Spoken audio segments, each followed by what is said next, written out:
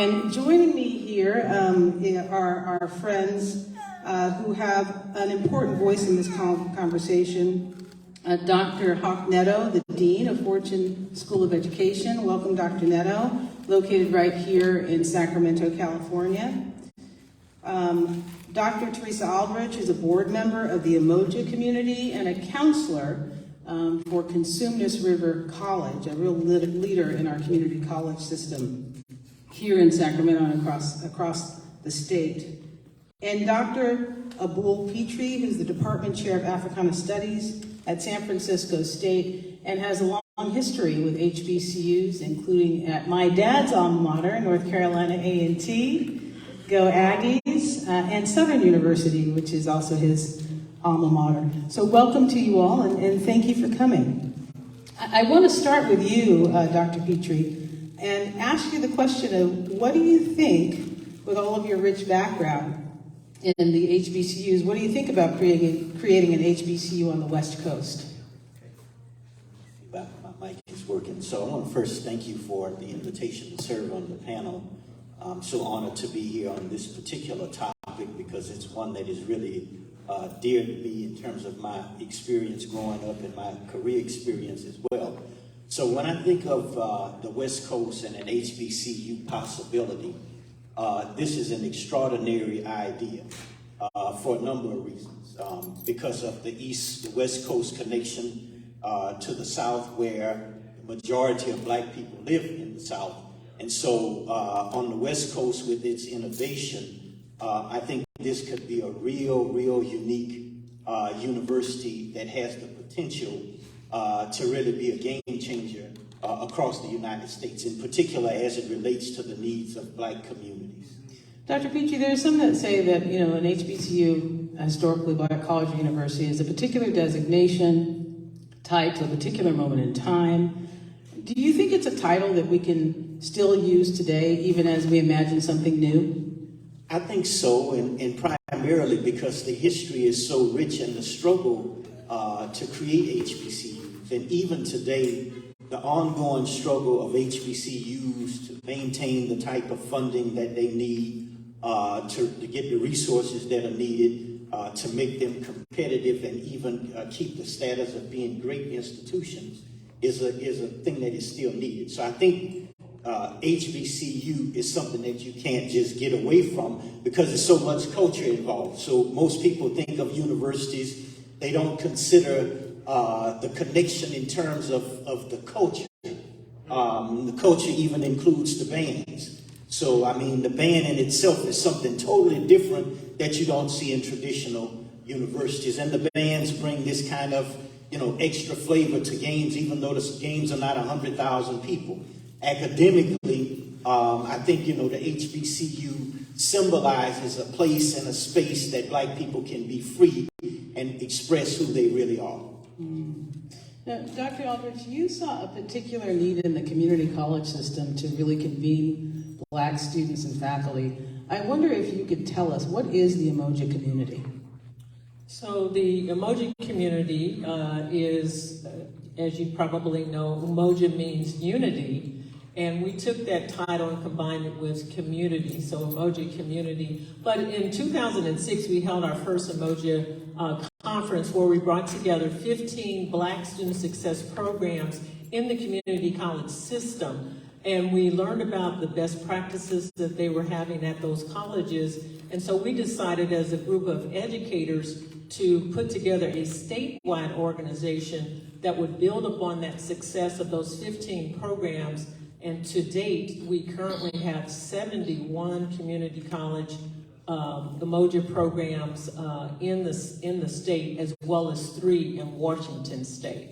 So we kind of saw the need for success of our Black students and created the UMOJA community out of that. Now I'm curious, can you share with us a little bit about your counseling background? And I'm curious about how that impacted your particular engagement in this work of Black student success as a counselor. So one of the requirements in order to be an UMOJA, have an UMOJA program is to have an UMOJA counselor. And so each of our UMOJA programs have an UMOJA coordinator and an UMOJA counselor. for me, as a counselor, I've always been dedicated to helping students, but more importantly, Black students. And so if anybody's looking for a job, we're looking for a Black student success counselor at Consumnes River College. I have to do that plug real quick. That's fair game. Absolutely. So counseling is really a dedication to our students. I'm student focused, and without their success, I'm not successful. And so students continue to look at me, you know, as a guide, right? We're just guiding them on their path because they have the brilliance, right? We're just guiding them along their path. Now, I had an opportunity to present at a community college campus or conference. It was online, and it was focused on Black student success, and there was a certain vibrancy to that community. There was a certain celebration to that community, and I just wonder, will you talk to us about the culture that is created by the UMOJA community?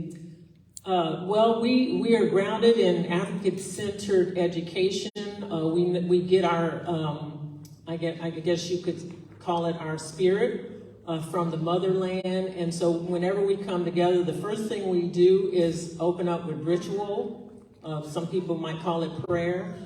We bring in our ancestors to that environment because we feel that they're going to lead us in that conference. Whatever space we've created, we bring them in, release them at the end, but we definitely bring them in to bring that spirit to that space. And then, of course, we are who we are, and we speak the truth. One of the things we do is we have a porch talk, and we want to talk about issues that are affecting us, that concern us, and so we bring that to all of our conferences and our professional development that we provide our faculty and staff in our programs.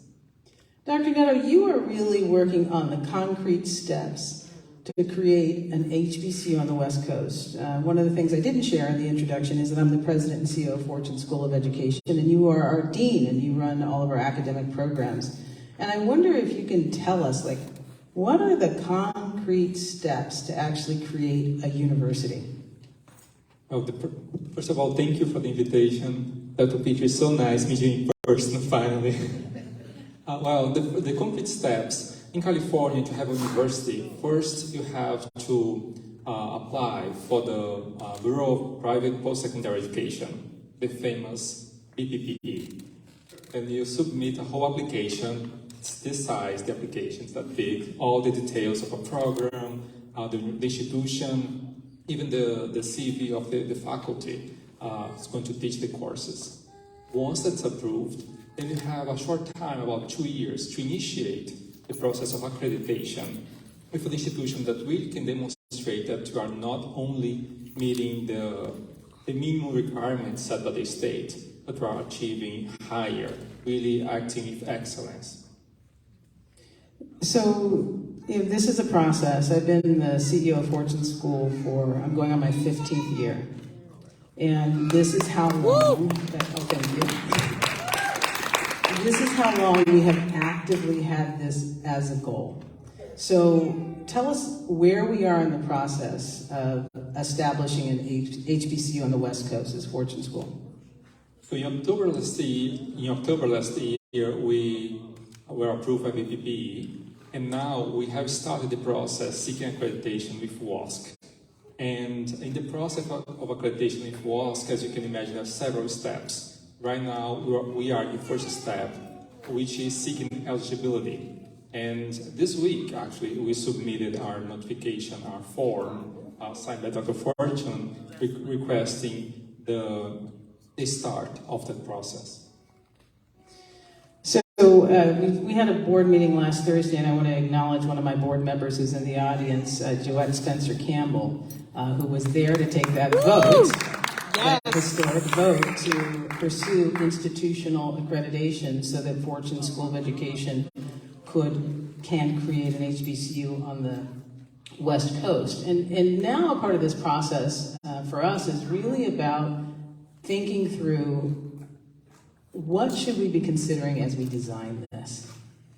And as the person on the panel with that rich experience in HBCUs, I wonder If you can, Dr. Pitre, first tell us what your experience is in the HBCU and what you think we should be thinking about as we establish this new HBCU on the West Coast. Okay, and so I thank you for that question. My experiences have been, I've worked at several HBCUs. I started at Southern University in New Orleans as an assistant professor. From there, I went to LSU and then eventually went back to Southern University and to Prairie View A&M in North Carolina, A&T University in Fayetteville State.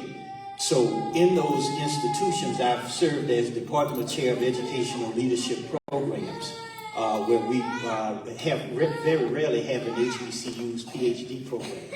These were either PhD or EDD programs. So I had a chance to work with the actual leaders in K-12 and higher ed, people who were working in HBCUs. And one of the first things that I would say is very important is developing a mission statement. So the mission statement really is going to drive everything that happens in the institution. So if the university is designed to empower Black people and Black communities, that mission statement should speak to that. And in addition to speaking to the mission statement, there has to be some discussion around what will the curriculum be like. And so the curriculum is the actual core because it is in knowing that people can be free.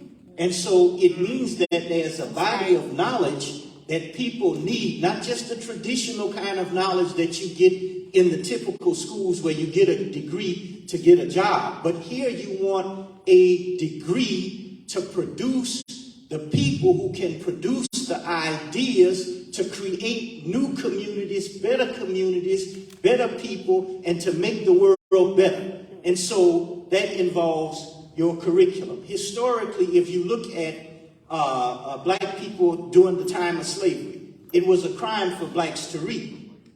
So when Black people came out of slavery, the people who had enslaved them were now deciding what they were going to read.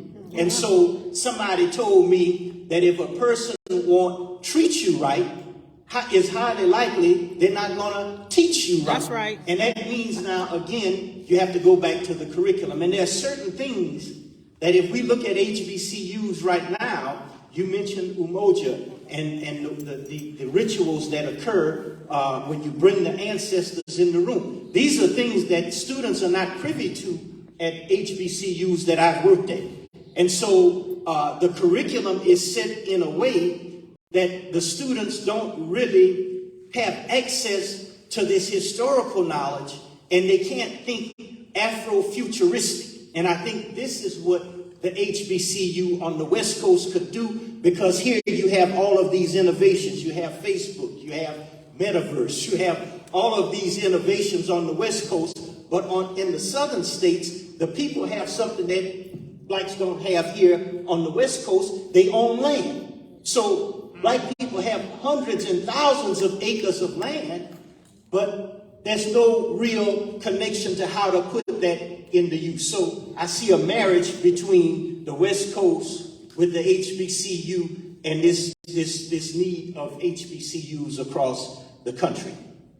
So I'm curious, Dr. Aldridge, about your experience in creating a Black community in a place where Blacks are in the minority, which is a different experience than what Dr. Pitre is explaining, which is a place where Blacks are in the majority. What do you think are the lessons that can be learned from your work with Black students' success that could be applied to an HBCU that would operate in a context where Blacks are in the minority in the state, even if they're in the majority in this institution? Right. I would say that UMOJA was actually patterned after HBCUs in the sense that they were developed to create a sense of self, of self-worth, of value. Students who came to that institution saw themselves. So in our small communities, right, we're trying to make sure that students who are in that environment see one another, value one another. You mentioned the curriculum. We train our faculty to love our students. We're not going to have anybody around them who's not going to love those students, care about those students, take care of those students. We also feel like that is part of the HBCU's model as well. Also, what we've done is we've kind of looked at experiences outside, right, of the curriculum. So taking students on trips to Africa, right, taking trips to the HBCUs so that they could see, I can do something beyond the community college. I can get a degree. I can be a doctor. I can be a lawyer, all of that. And so it definitely takes building community, number one, in order to make those students feel like in that environment that they're in, that they matter. And that's one of the things that we do. So I'm curious, Dr. Netter, listening to this and being the person who's the architect of the proposal to bring this to Sacramento, what questions you would have of Dr. PITRE and Dr. Aldridge as you craft the student experience? I will start by saying that we are launching the master's program, and what Dr. PITRE said about curriculum really resonates with me, because when we are designing the master's program, our master's is going to be in education and social justice. We are very intentional in designing that curriculum exactly to speak to Fortune's vision and mission, our institution, but also to education abroad and the issues that we are facing right now.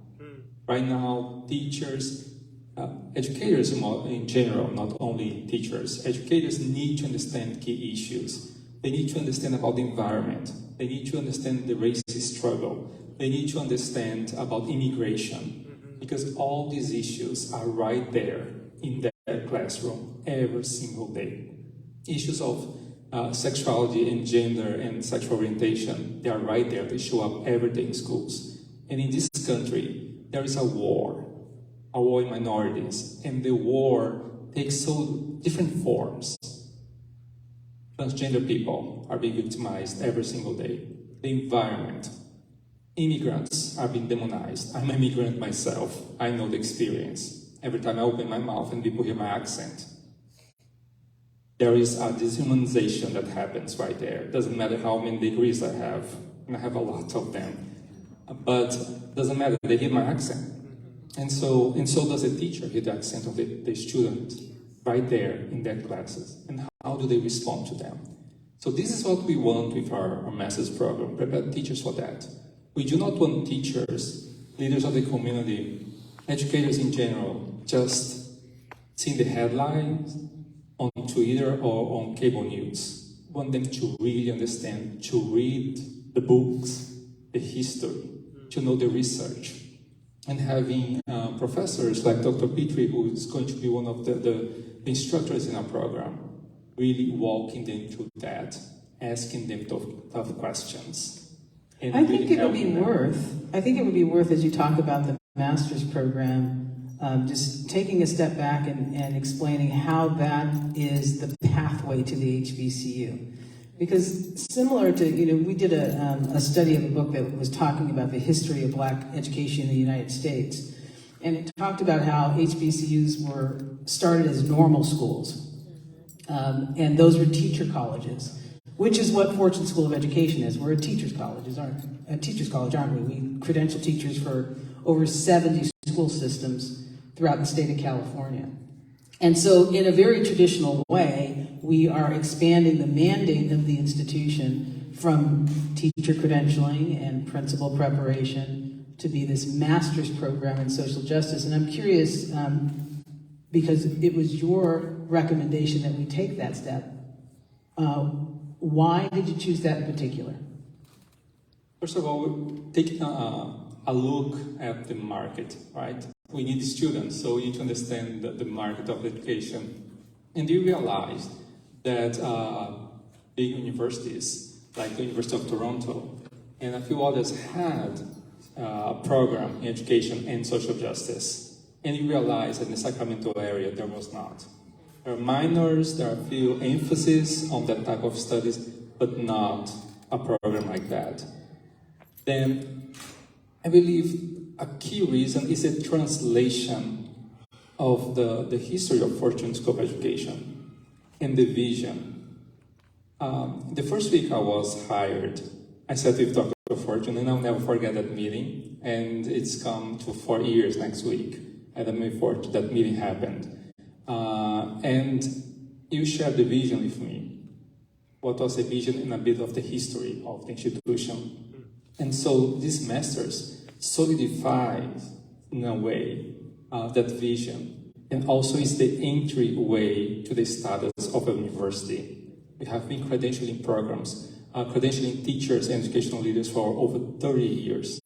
And now finally being able to offer a degree. And it should not be just any degree. It should be a degree that speaks to the core of the mission that Dr. Rex Fortune had when he founded the institution, which is expanding the diversity in key areas of teaching. And also, and now, the vision that Dr. Fortune, Margaret Fortune, brings also to the table, and have an institution that offers from pre-K to graduate school. Well, I thank you, and thank you for acknowledging my late father, Dr. Rex Fortune, who founded the institution and just passed away. So, one of the things that you said, Dr. Pitre, which was surprising to me, is that this idea of having a master's in education and social justice may be a more viable idea in California than it is at an HBCU in the South. And I would have assumed that the opposite would be the case. Tell us about that. Well, of course, you know the politics in the South where they're eliminating courses like critical race theory. So I have colleagues who work at universities and they have to take books out. You know, if it's a book on critical race theory in education, you got to pull that out.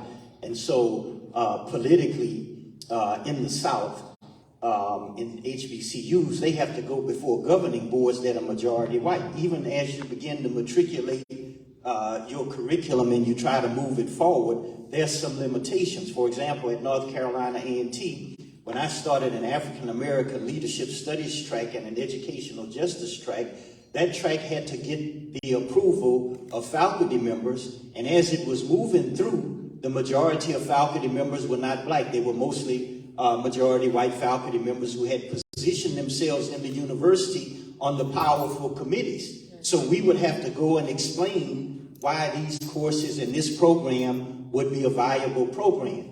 And so what Dr. Neto has been able to do with this program, because I've been studying programs and working with some of the best scholars in education in the world, and this program is a very unique program that you really, can't find just everywhere in the United States. And then with its positionality of being in a space where black students are going to be able to take these kinds of courses is really the centerpiece, because it gets back to this notion of creating teachers who have a love for students and a love for people. And that is essentially, when you get into teaching, when you look at the great prophets and messengers, they were teachers. And their teaching was based on the concept of the love of the people. And how do you bring out, as educators, the gifts and the talents that people bring? And I think this is what this program will be able to do. And I think, again, it opens itself up now that you can recruit people from these other areas to take these courses here and get their degrees at the Fortune School. That is fascinating. That is fascinating. So, Dr. Eldridge, there's something that's, I think, an interesting conversation that's happening in the community college system, and it's happening, I think at the statewide level, where there is this interest in HBCUs. Fortune School of Education is not the only one having this conversation. The conversation looks a little different depending on what space you're in. But do the community colleges have relationships with HBCUs? Yes, so we've had relationship with HBCUs for a long time. First, of course, starting with just, Black College Expo, kind of bringing them to the state and kind of showcasing the colleges there. But in 2015, the California Community College Chancellor's Office signed an agreement at the time with 9 HBCUs to guarantee transfer to those 9 institutions. And so over time, we're at 39 transfer guarantee partnerships with 39 HBCUs. And so now all community colleges, so all 116 community colleges, those students at those schools can apply for transfer guarantee to those 39 HBCUs. And so we're really pleased about that. That partnership has been around since 2015.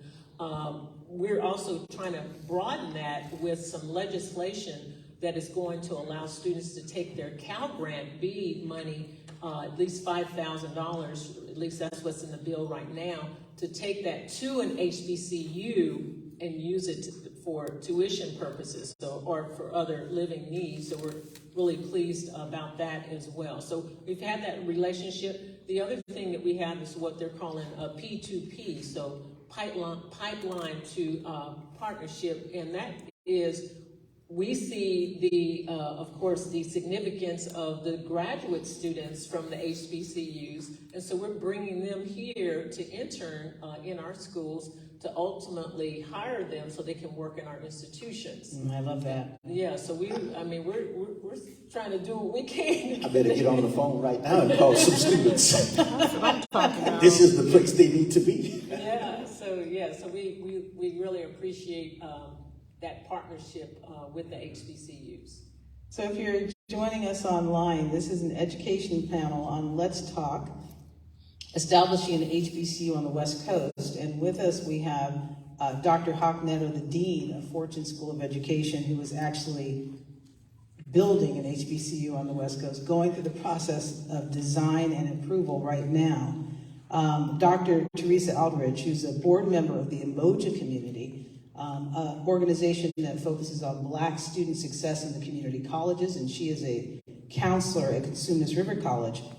And Dr. ABDUL, who's the department chair of Africana Studies at San Francisco State, has a very rich background as a professor in HBCUs, Southern, North Carolina A&T, and will actually be on the faculty for the master's in education with an emphasis in social justice that will be Fortune's entree to creating an HBCU on the West Coast. And we're here at the NAN conference, and I know that Dr. Neto, you have a vision for engaging our civil rights partners in this master's of education, so there's a practical element to it. And I wonder if you might speak to that.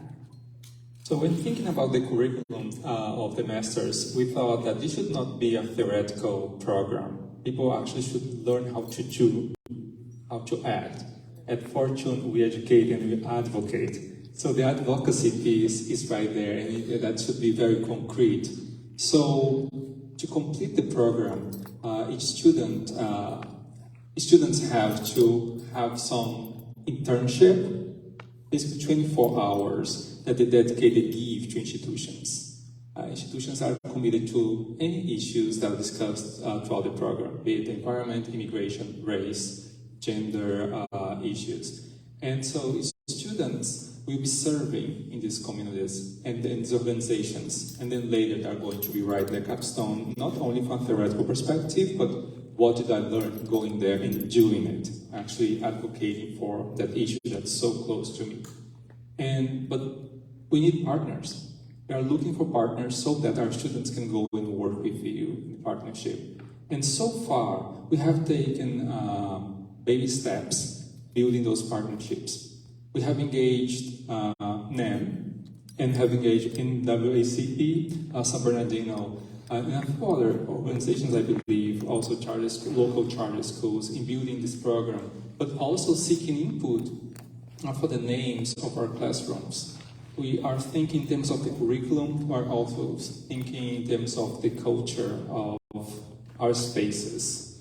And we could call a classroom A, B, or 1, 2, 3, right? But we decided that that's not how we're going to do it.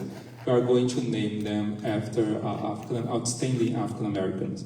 And those are not well known. If I say Barack Obama, everybody knows who Barack Obama is, but there are key characters in the history of African American struggle and victories in the United States that are not well known.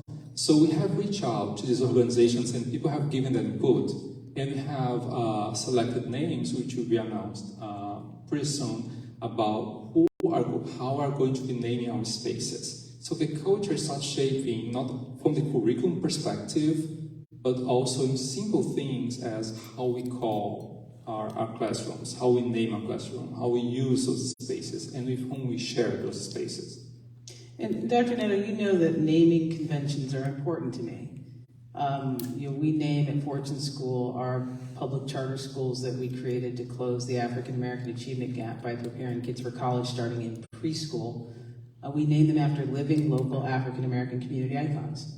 In fact, just outside of we're on the campus of Takoi Porter College Prep, named after Dr. Takoi Porter. And this actual building that we're in was named after his father. So to be able to come to institutions that are named after our people who we can touch and feel and know, and your kids across the way run around with Takoi Porter College Prep polo shirts on, but also people who become institutions because there's a school name for them. What else does that mean? It means that the children's name, that name is on their report card. It means that they're graduating for high school, that name is on their diploma. Right. And these are institutions that are made and designed by Black people. What will we do for ourselves if we have the opportunity? And it doesn't mean that we don't face the same problems. You know, right now I've got a parent after me because she's mad because she doesn't like that I hired a white principal. Right? She doesn't want a Caucasian to talk to her children, in her own words. Right? You know, slap the taste out of the mouth of the principal. Okay. But she's got the media's attention because she called a press conference and framed the issue as, I don't like this white principal teaching my Black child. So it's not as if we don't deal with the same issues. We're still in the environment. It's not as if Black people are not unkind and ungenerous with each other. That's right. It's not all Umoja. Right. Come on, say that. Come on. In fact, sometimes we're tougher on each other than we are on white people. That's right. Come on. So I'm curious if in an HBCU environment, do you see any of that? Because I oftentimes in my institution where, you know, I've got 12 schools and 11 of them are led by Blacks. But I've got one white principal right now who's in her office trying to manage her emotions because a parent called her out on social media and is riling up a campaign against her, that she doesn't belong in this community. And I'm curious if those dynamics among Black people ourselves ever play out on the HBCU campuses. Well, I think something may be similar, and kind of speaking to your point, I'm kind of working as an advisor on a similar situation in high school where the principal turned the school around, and then you have these internal kind of things that go on. So you're right on point in terms of HBCUs are real and have real problems like anywhere else. Sometimes those problems can be exacerbated by the types of mentalities that we have.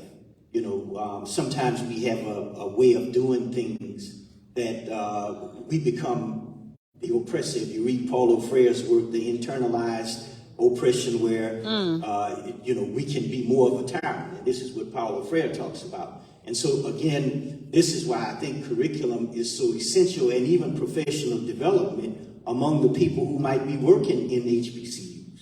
Because we have to sometimes be able to deconstruct how we have been colonized.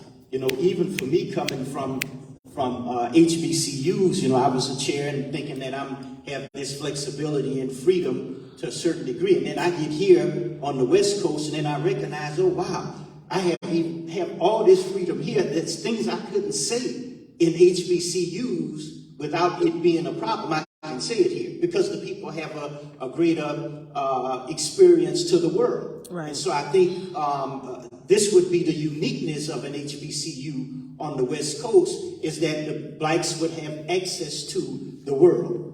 But certainly those problems, you know, exist in HBCUs. They certainly do. How do you deal, Dr. Eldridge, with the tough problems that are a part of Black student success, and how can we learn from that as we create an HBCU on the West Coast? So I appreciate what you were saying. One of the things that we do, which you probably learned early on as well, is that not all of our Umoja teachers are Black. Not all of our Umoja students are Black. However, we never lost the sight of our purpose, right? Is to educate Black students. Our curriculum is, African centered. And so we keep that focus. And if you're a white teacher and you want to teach with our students, you want to support our students, you're going to be trained, right? We're going to train you, but we're going to see what kind of commitment you have to our students. We have the same thing that you're talking about. People don't want that person there, or they might not appreciate that person. So we give you the opportunity to show your level of commitment to our students. And I can tell you that we have white instructors that are more committed to our students than others who might look like me. And it's just true. I mean, it's just absolutely true. We try to keep the right kind of people around our students. And then when we have to have the talk, we got to have the talk. You gotta have that talk. You gotta have the talk, and we call it a porch talk. And we get on the porch and we say, okay, let's break it down. Does that come with a mint julep, or is it with lemon? Sometimes I need something strong. I wonder about that porch talk, because I know about porches from my grandmother's house. In the South, people have homes, but you sit on the porch, and that's where politics takes place, on the porch. Right. Community organizing right Sometimes there. you got to talk politics, and you got to get the Underground Railroad going. Yes. And tell them, like, this is how you got to go around this way. Yep. I feel Dr. Neto wanted to get in on this, but I want to invite the audience to ask questions. So if you've got a burning question that you want to ask, we're going to give you the opportunity in a moment. Dr. Neto? In my house, it's called kitchen talk. When I'm going to have a talk in the kitchen, I know that. That's how they get down in Brazil? Yeah, the kitchen. I just want to mention to the issue you raised and what the responses is that as humans, there's always this risk of seeing others as others and outsiders, and therefore there's no space to build allies, be it white or Black or wherever, or mixed race like myself, and immigrants and others. Anyways, I think it's very interesting. Once a student was talking to instructor about me, and she said, but Dr. Neto cannot understand this. He's a white old man. And I'm like, my dad, like father, probably is having some issues right now in heaven thinking about hearing this, because I'm mixed race and I'm immigrant. And I'm not that old, actually, but the idea that sometimes, be it parents, be it students, be it faculty, think of others as outsiders and not belonging. And so important to walk together. Just the panel before us here, we had Latinos, had Asian, had Blacks together, and this is the type of, I believe, network that needs to happen for real change to happen, be it in the classroom, the school, but also in the university, in society in general. I feel like we're going to a place in this conversation which is an important place, and maybe it's a part of the why. Why would you want to convene Black people in a place to get an education together? And there's something about this work that is about compassion. A compassion that can sometimes be missing when you're the only one. And a compassion that sometimes can be missing when we're all the same. Because a part of the education process, and I want to ask Dr. Aldridge and Dr. PITRE to address this, a part of the education process is not just about the content. It's about the type of people who are going to exercise this knowledge out in society. And I wonder, how does that play into what you do as a counselor and in creating this Umoja community that might inform our work in creating a Black college? Well, Well, one of the things that I really appreciate about the Fortune schools is, number one, they decided not to quit, right? They said, I've got a vision and I'm going to keep moving. One of the things that UMOJA did is we said we're going to do it with no permission and no money, right? And so that has to be, you know, first and foremost in terms of wanting to help our Black students. You're going to always get a no. You're going to get people to say, you know, you can't do that. I won't do that, all of that. But if you keep your vision, keep moving forward, sometimes you have to do it with no permission, right? Then you get the opportunity to go before, you know, the WASP and be able to say, we're ready to create institutions that are going to graduate individuals who can enlighten our society, who can self-empower our students, right? Who can engage with one another and make the, you know, the world a better place for everyone. So I wanted to say that because I wanted you to know that we definitely appreciate all the work you're doing. Definitely Dr. Fortune, I mean, he served on our education summit with us for several years, trying to help us imagine what a Black college might look like for our students. So dedicated to helping students. That just a phenomenal loss. I really appreciate. Sorry that I had to go there, but it's difficult for me. But helping our students as a counselor, helping our students. What can I do as a individual coming to work every day? One is, of course, listening to our students, being present for our students, understanding that they have multiple needs on top of multiple needs, giving them grace to be able to take care of what they need to take care of, but yet, you know, stay on them. And all right, now let's get back to the paper. We got the paper that's due. You got to do your quiz. You got to do everything like that. But you know, again, I have to go back to our motto, which is the ethic of love. If I love that student, I'm going to do whatever I need to do to help them, but I'm going to also help them, you know, excel as a scholar. And I think that you've done that. Dr. Petrie, what about you, about developing the whole student and the type of community? What advice do you have about the type of academic community we should be creating with an HBCU? And then I'm going to see if there are any questions in the audience. So I'm going to go back to this idea of faculty expectations. You know, anytime you work in an institution, the expectation of the students has to be high. So if you come in working from a cultural deprivation model, that, you know, Black students are not good because of it, you have all of these different ideas, students usually work to the level of the teacher expectation. And so in HBCUs, one of the advantages that they have is when you walk in that classroom, most of your teachers have a certain level of expectation. They have a level of excellence, and they can show you that excellence from their own excellence.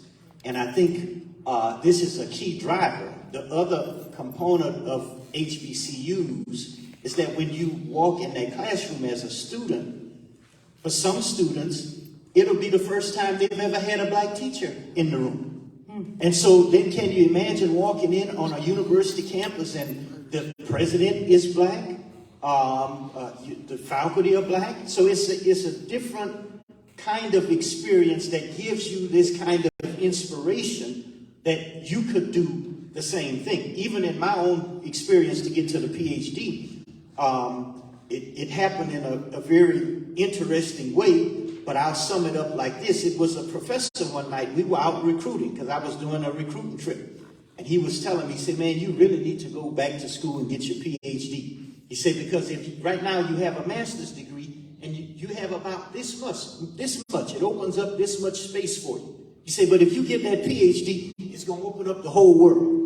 And at that time, you know, I didn't know what he was talking about, but having that experience of watching him and other PhD professors has taken me all over the world to meet people that I would have never expected to meet. And then to be here at this place, in this space, at this time, this is very unique because when we met, Dr. Fortune and I, when you and I met via phone, I just happened to slip on my North Carolina A&T gear. Because I'm like, okay, I'm talking about a HBCU on the West Coast. Let me just flip my gear on. And then we found out that your dad went to North Carolina A&T. And I just happened to mention Dr. Ford. I said, I don't know why I mentioned Dr. Ford. And your dad, Dr. Ford, were good friends. 2 days ago, I get a call from North Carolina A&T from one of the professors there. Dr. Ford is trying to get in touch with you. Wow. So this is a very unique space, and everything works in the order that it's supposed to work in, synchronicity. That's interesting because Pastor Porter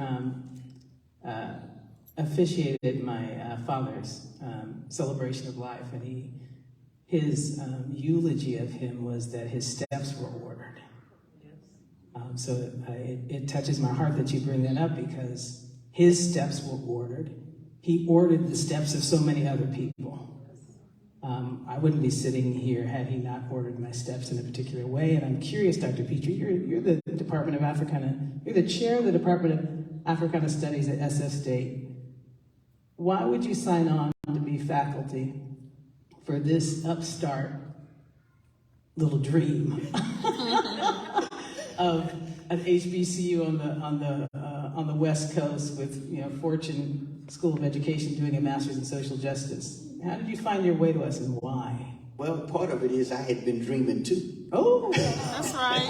And so I had been dreaming. I was dreaming when I was working on my doctoral degree. And so when I saw the Fortune School position around social justice, I said, oh, this stuff fits exactly what my experiences have been. And let me apply for it. And so it just so happened the night that I spoke to Dr. Neto, I was actually in Fayetteville working on a book in my office.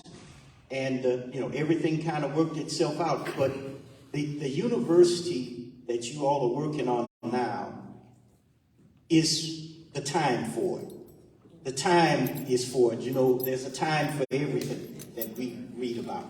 And so there's a time to love, there's a time to hate, there's a time to build, there's a time to tear down. This is the time for this unique institution. And the uniqueness of it in California, where you have the whole world that would have access to this kind of experience, I think is very unique, and time is on our side. time is on our side. Well, I know that we have some alumni of HBCUs in the audience, and I went to UC Berkeley and Harvard. I didn't go to an HBCU, but it's something that I grew up with in my household that was held up because it's where my parents went. It's where they met. It's where it's the stories. It's the history. It's where my grandparents went. And as a matter of fact, I had an opportunity to sit down with my parents and architects and say, can you tell us what the school should look like? What do you remember from Bennett College, Mom? What was important? What do you remember from A&T? And I don't know if I have any takers on questions, but maybe I have takers on advice from any graduates of HBCUs who are in the audience. I'm going to do something unconventional and just come to you with my microphone. Here we go. I have a sense you know who you are as I'm approaching you. Maybe you went to Southern. Maybe you have a daughter there.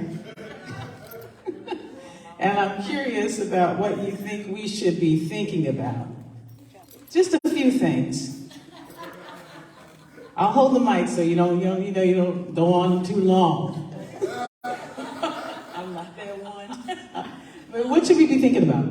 And where did you go to school? I did go to Southern University in Baton Rouge, Louisiana, where my daughter is right now. She just finished up her sophomore year, so she's a junior. She's in the back working the media right now. But one thing is the community, and when I was there was, we competed against each other. And that was just so key to me. You know, it was fun and it was challenging at the same time. We pushed each other. We have that bond. I mean, one of my classmates was my maid of honor, you know, for our wedding, and another classmate that I was with, we were in the gospel choir together. She came to my wedding. She's from Houston, and she was, you know, the outgoing alumni president of Southern. But you know, community, having that unity and having a place and a space where they can be themselves, be their authentic selves, unapologetically, and be able to have that bond and to stay in, and to develop a bond that will never break, and to be able to encourage and push each other to, you know, to their highest of what they want to achieve. There's no limits. And the professors, I'm glad that he's going to be one, you know, but the professors who care about the students, that is key. And having a place, make sure you have a student union, a place for them to be able to socialize and be able to, you know, to let down their hair and to communicate and bond. But I just think having the right students and faculty mix is so key. And I would never change my education at HBCU for anything in the world. And I graduated, a long time ago. But, no, I graduated back in 92. That's when I graduated. 92. What? 92. 92 from Southern? From Southern. Wow. And my daughter is a sophomore at Southern now. What does it mean to you to have your daughter choose your alma mater to go to college? It means the world. And just like you, my parents went to Southern as well. My sister went to Southern as well. And so it's like a family tradition. And we actually have the longest running number of graduates from one family at Southern University. I think we're working on number 46 right now. So it means everything. That, and my parents, her grandparents are top of the moon that they have one that chose to go. So it means everything. Thank you. That's Pastor Carlette Porter on the board of National Action Network. Well, our time together is coming to a close, and I just want to selfishly ask for one piece of advice from every member of the panel, each member of the panel, one piece of advice. And we're going to do it, we're going to popcorn it, so you get to choose the person you want to hear from next, and hopefully you don't just do the boring thing of going down the line. You seem like you're ready, Dr. Aldridge. Yeah, I guess I was trying to think of one thing, but I think it has to be stay vigilant, stay committed, stay intentional and deliberate in this process. I'm going to point it over to you because it's going to take you to get it done. I think it's the advice, and I want to keep hearing myself also, is just clarity of vision. And I think this is something that Fortune already has, and has had since I was mentioning our first meeting. And having this clarity of vision, we know where we are going. We can figure out the path, but we know where we want to arrive. So I think keeping that in mind all the time, I believe it's the thing that we need to do. Dr. PITRE. I would think persistence, perseverance, because it's steps in the process, and sometimes it may seem like it's getting difficult and it may not work out, but being persistent, persevering through, the many steps that are going to take place would be the two things. Well, I want to thank our panelists. This has been a robust and rich conversation, an inspiring conversation. We've been joined here by Dr. ABDUL PITRE, the chair of the Department of Africana Studies at SF State and a faculty member at Fortune School of Education for our Masters in Social Justice. Dr. TERESA Aldridge, who is a counselor at Consumnes River College and quiet as it's kept, helped us to craft the Rex and Margaret Fortune Early College High School, that pathway to allow our high school students to also earn an associate's degree with their high school diploma. And Dr. NETO, the architect of Fortune University, which will be an HBCU on the West Coast. Thank you for joining us.